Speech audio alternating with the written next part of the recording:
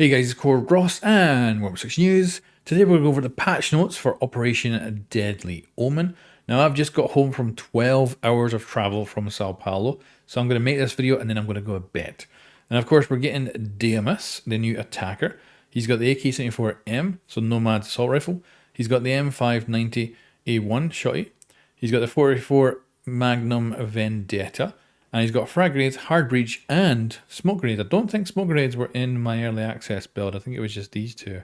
Then he's got 2 health, 2 speed. And of course he's got a little drone that flies around which can track down the defenders, ping it to Damus, but also Damus pings back to the enemy. And of course that Magnum's got a very nice scope on it as well. Now this season also comes with a lot of revamps to stuff and balancing, and some of it was a big surprise. So revamp to shields, of course, we already knew that was coming. We've tested it in the test server just last month, and it'll be implemented with the new season. And of course, the new season launch has been given a date. It is March 12th. But a really big surprise was the attachment and ADS upgrade.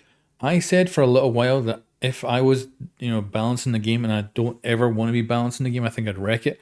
I said I'd probably just get rid of the 1.5, and it has disappeared. So the 1.5 is gone.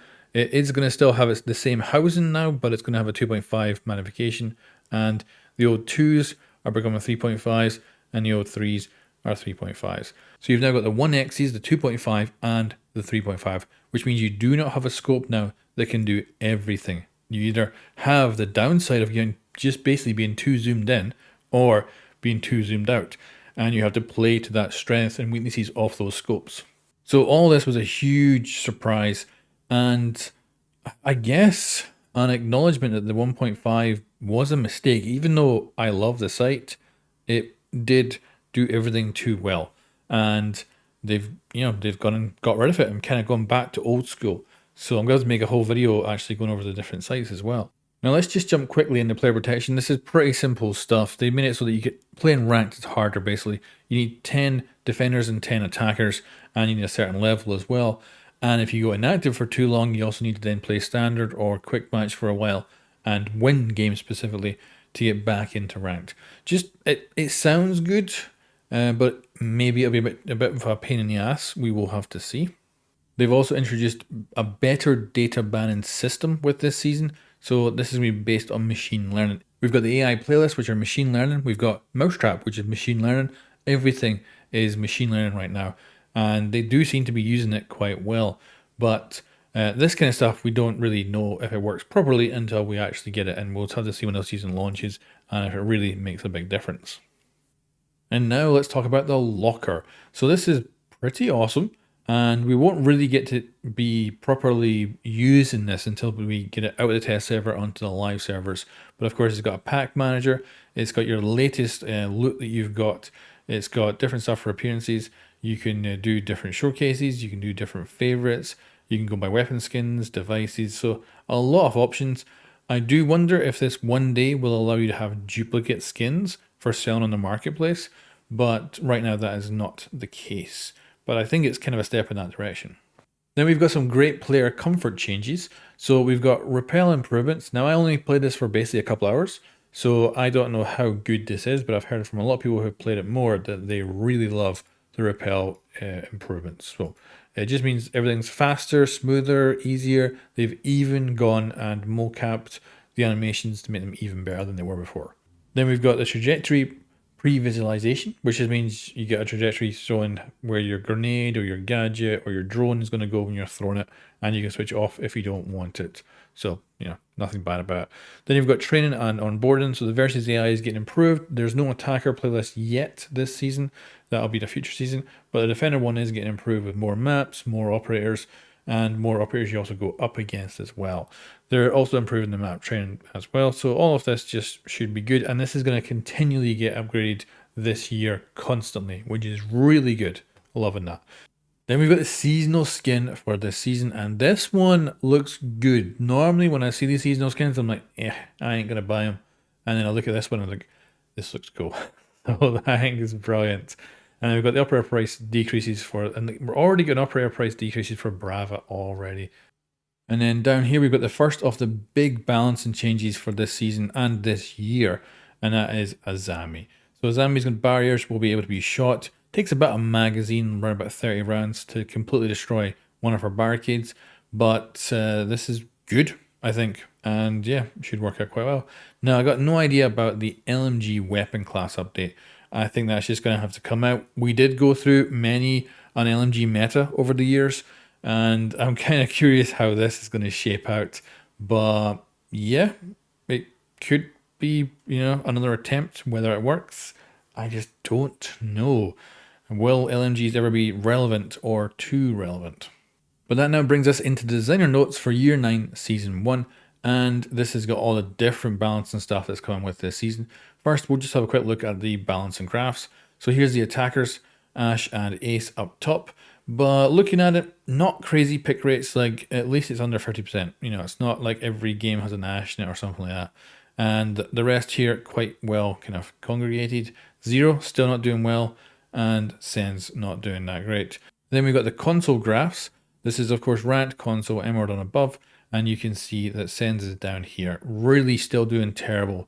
And they got like a buff to their weapon recall and everything, and it just hasn't managed to work. It looks like on PC it's been quite good, but yeah, console just not worked out. And you can see that for the most part, I think the top operators are roughly kind of similar. But RAM is actually doing quite well on console. Whereas RAM's right in the center for PC. That's interesting. And then the rest quite well congregated down here. Would be nice if they were right in the middle here, but you can't have everything. And then we've got our win deltas for defenders. So let's have a quick look. Clash -5. Console. Oh, actually not too bad on console. So yeah, Clash not doing well. Actually seen her get played at the SI. But yeah, not doing good on the PC Emerald above. And nothing crazy, honestly, here, by the looks of it. We've got Legion, Warden, Azami at the top. Now, I do wonder, where's Warden going to go? Like, he's losing that 1.5. Will he get a speed boost or something like that to kind of bring him back in? Because I could honestly imagine him being maybe even down here, next season. This is just going to significantly change for sure. And everything else is kind of normal, looking actually relatively okay. And then the console graph, of course, Warden up here, and I do expect him to come flying down next season. Everything else is a little bit more spread out, but Clash has been brought in, and overall, defender graphs honestly look really, really good. We just get the Warden out there, and yeah, and hopefully not too far down. Give him make him a faster operator again or something like that. Bring him kind of more into the center, but that's probably something they're not in a rush to do. Then we've got ban rates. So PC, Dokkaebi, Jackal, and Thatcher at the top. When console is Jackal. I do wonder, because obviously Jackal is a big pick because he can ping like roamers and stuff. And we have the new operator coming in, Damus, who can do exactly that. I wonder where Damus is going to end up in this graph. So yeah, Jackal on console, followed up by Thatcher and Dokkaebi. So same operators, just slightly different pick rates. Or ban rates, I should say. Then we've got our defenders. So Fenrir is high on the PC, followed by Mira, and then Solus, then Capcan. And then we've got Fenrir, Capcan, Kaid, and then Mira. So quite similar, to be honest, for both of them. It looks like Fenrir really is becoming an issue. He's just starting to shoot up on these, and this is the thing, right? He doesn't actually get picked that much, and he's not winning that much. Like he's not doing amazingly for Emerald and above. It's not like he's doing anything crazy. He really isn't. There's nothing like this. Doesn't seem to facilitate the reason for him getting banned. So is this a comfort ban, or is there cases of just insane Fenrir players kicking ass with him?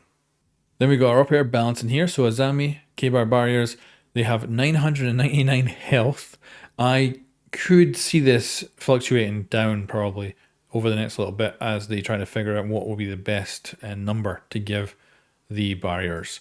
Because they could go super low and give her loads of barriers to throw out, or they could keep it quite high and give her less barriers to throw out. But we'll see. Yeah, I don't think we'll know how this is going to affect her until we actually see it go live. Then we've got a little change to Finka with her Adrenaline Surge. So weapon reload speed increase bonus removed, and clear the shields suppressed fire debuff. So the shield rework, if they are taking fire from like automatic weapons or shotguns, they get a suppression effect, which means that they cannot sprint. But Finka here actually removes that. So she's going to be a perfect team up with operators with shields. So well worth bringing her. And yeah, I know it's going to be quite a good combo with the new shield rework. Then we got our weapon balancing. So there's a ton to take away here. We've got new classes of weapons. So previously the revolvers were just pistols. So they're now going to have their own thing and be revolvers. We've actually apparently got a whole new class of sniper rifle, and that'll be Glaz and Kali. I presume they were just DMRs beforehand. And we've also got the slug shotguns. Again, all this stuff exists in the game, but they've just been given their own actual classes. Oh yeah, you know what this also might be is that we're going to get badges in the next, later in the year. And it could be that like how many kills you get with revolvers or sniper rifles or slug shotguns will have their own badges, and it'll be probably good to have them on their own classes for that. Then we've got the LMGs, so they've got a movement speed reduction by 10%, so just taking them and using them slows you down. Then we've got the ADS, so this is the time it takes to aim down your sights. This has been changed, so it's now a lot slower. So it's a lot slower overall, but for handguns, revolvers, and shotguns, it will be the fastest. And then for marksman rifles and sniper rifles, it's medium. And then slow is machine pistols, submachine guns, assault rifles, light machine guns, and slug shotguns. Of course, you would honestly probably think that ADSing with a sniper rifle or a marksman rifle, maybe not so much a marksman rifle, but definitely imagine, getting a hold of Kali's sniper rifle. I would imagine aiming down the sights with that would take longer than a machine pistol would. But for game balancing, this is what they've gone with. And then you've actually got the specific numbers here, so you can see that they're pretty much all increasing over the old ones. And you've even got one here which is hand cannon, so it reminds me of freaking Destiny. And certainly if you want to go read all of this, there's going to be a link in the description below. I think for me, it's just going to be waiting for this to hit the live servers, try it out on the live game, playing ranked and all that. And on the test server, it's going to be handy to have a look at it all, but I don't think I'll get a good judgment of how it's going to turn out until live servers actually pop off. So now we've also got the iron sights, which are going to, as usual, have the 1.0 magnification, but they do ADS faster. There is some guns out there with beautiful iron sights like Bandit. So I would recommend going into the shooting range and just trying iron sights on every single gun and find the ones that are good and just go for it, because that 10% ADS speed is going to be useful. And then we've got category non-magnifying. So this, of course, would be your holographics and stuff like that. They're 1.x, and they have a 5% ADS speed. So 1.x is, good for having. Then you've got magnified. So this is like 2.5 and above. And you can see all the different weapons here. There is some weapons in here that were not in the build that I played or the content creators remote version as well that they played. So for instance, the P10 Ronnie has an ACOG on test server right now, and it is here in the patch notes, so it's deliberate. Everyone seems to think it's probably a bad idea right now, but yeah, because it's basically the SMG11 with ACOG, right, on that Ronnie. So it is quite a mental change to potentially chuck on to Mozzie. I do wonder if maybe they think Mozzie will now be too weak once he loses the 1.5, but I don't know. They also mentioned that attackers distribution available on every weapon. That is not the case. There is some operators who do not have magnification. DMS, the new operator, being actually one of them. He only has 1x's on his AK. So not every attacker has the magnification options, but most of them do. We've also got Thorn as well with an ACOG. Just, oh my god. It's going to be, the Vector and Goyu as well. Yeah, it's going to be old school, basically, with these ACOGs, but on more operators, because we have more operators now than we did back in the day. And then we've got telescopic. So this is all the way up to 3.5, and this is only available for attacker DMRs, not available for the defender DMRs. And then reticle sizes are actually being changed on some of the sites. So the Holo A and C, for instance, are getting a larger dot size. And one that I noticed that I didn't like was you can still use the 1.5 sight, but it's more magnified. It's a 2.5 now. And the actual red dot in the middle is huge. I hope they can bring that down in size. Or even, someday bringing in customization for that. Again, lots more you can read here if you want to go in and figure out why they're doing all this. And it's well worth reading. There's absolutely loads of great stuff in here. And again, a link to that will be in the description below. Then we've got the other barrel. So the laser, they're going to remove the hipfire bonus and add 10% ADS speed. Definitely makes, in my opinion, it worth taking the laser, but I don't know if I will because I don't really have good placement of lasers. I would probably give myself away. Then we got the grip. So this gives us a really good rundown of everything here. So the angle grip, it removes the ADS speed bonus, but it adds a 20% weapon reload speed. The horizontal grip now is the none option. So when you would previously have nothing selected for your grip, it is just now going to be default the horizontal grip. So there is no none anymore. You'll always have at least a horizontal grip on your weapon, and that adds 5% movement speed. And of course, you can change to one of the other things if you want to. And of course, that's the actual new grip. This is the one that's been added in this season. Then we've got the vertical grip, which is a recoil reduction, and it's 20% instead of 25% like it was. Again, this is another good read if you want to go over that.